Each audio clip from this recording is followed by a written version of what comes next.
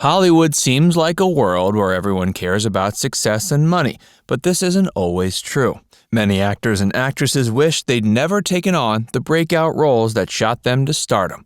Keep watching to learn about the most notable actors who hated the roles that made them famous. Robert Reed. Robert Reed was a classically trained Shakespearean actor who appeared on Broadway and in several prestigious shows and films.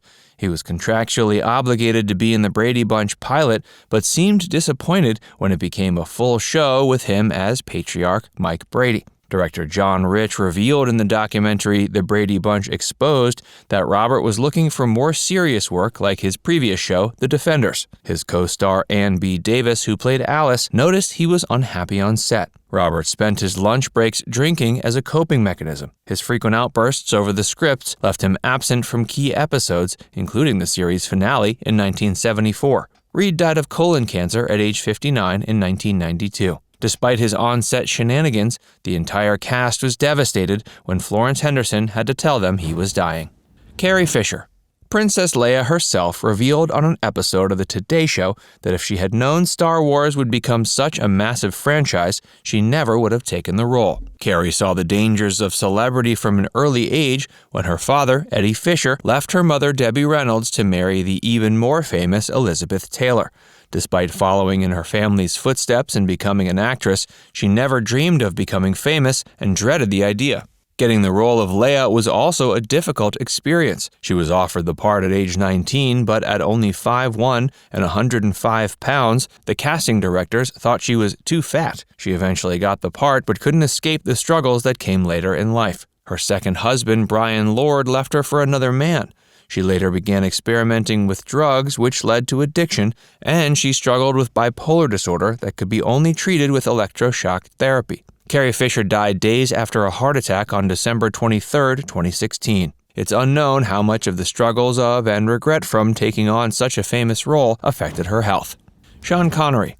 Sean Connery was the first actor to officially bring suave super spy James Bond to the big screen in the 1962 film Dr. No. It made $60 million worldwide on a budget of $1 million. David Niven and Roger Moore were the first actors considered and ended up playing the role later. Sean won out for the first film, but he was unimpressed with the franchise from day one. During production of his third Bond film, Goldfinger, in 1964, he admitted he was grateful to the character, but that Bond was nothing but a dull, prosaic English policeman. He was fed up with the character by 1965 and had a falling out with producer Albert Cubby Broccoli in 1967. That only added to his frustrations with the paparazzi and a low salary. Sean wanted You Only Live Twice to be his last foray as Bond, but he returned for Diamonds Are Forever in 1971. He only agreed after the studio offered him a deal that came with a $10,000 per week salary over only 18 weeks of filming, a large percentage of the profits, and the opportunity to produce 2 movies of his choice.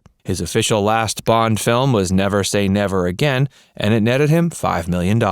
Connery died at age 90 in October of 2020 and left behind a powerful legacy. Faye Dunaway.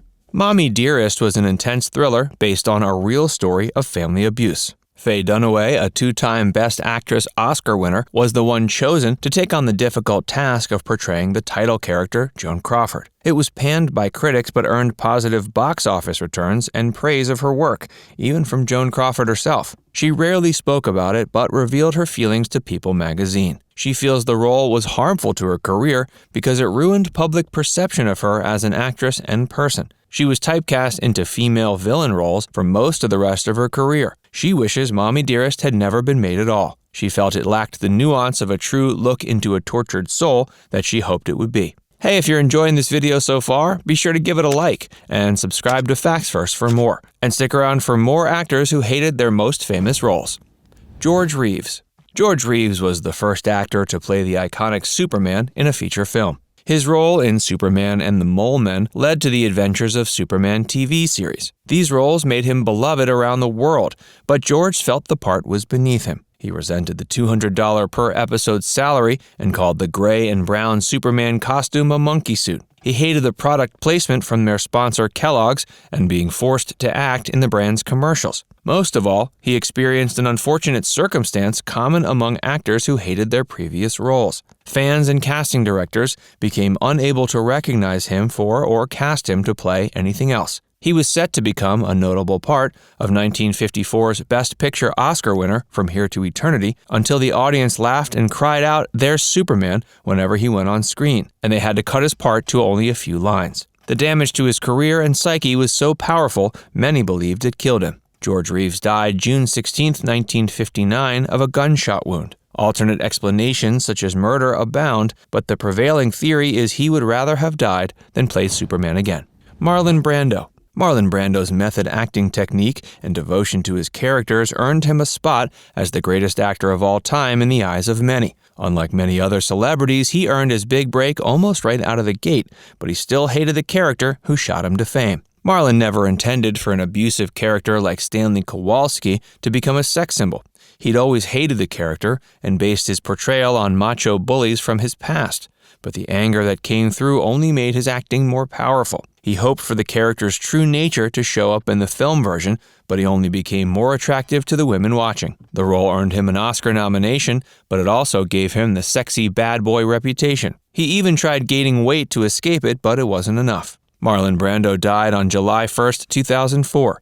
Despite his objections, he lives on as a sex symbol with a dark side in the minds of his fans. Christopher Plummer. Christopher Plummer appeared in over 100 films. He's best known as Captain Von Trapp in The Sound of Music, the one film he'd least want to be associated with. He was hired at age 34 and aged up with gray streaks in his hair. He only took the role as a way to train for the Broadway musical Cyrano in 1973.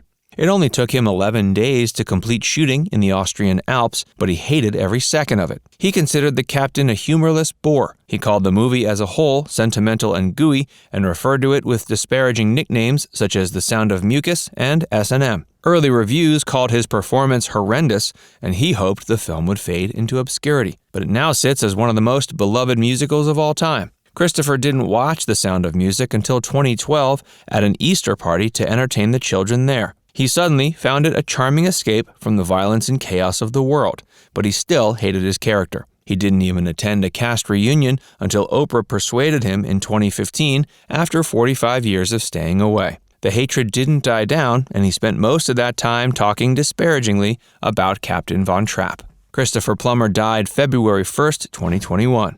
Robert Pattinson.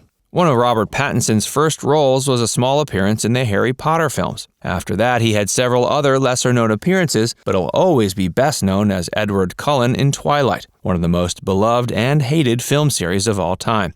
Robert revealed in a 2008 Empire review that his hatred for Edward Cullen made him portray the character as if he hated himself. He spoke against the character and franchise so many times that they were put into a compilation on YouTube. The 4 Twilight films were a slog that also began and ended his relationship with co-star Kristen Stewart. Now it's time to hear from you. Are there any famous characters you think actors regretted taking on? Let us know in the comments section below. And before you go, make sure you give this video a like and subscribe to Facts First for more. Click the bell icon to stay updated on all our latest content.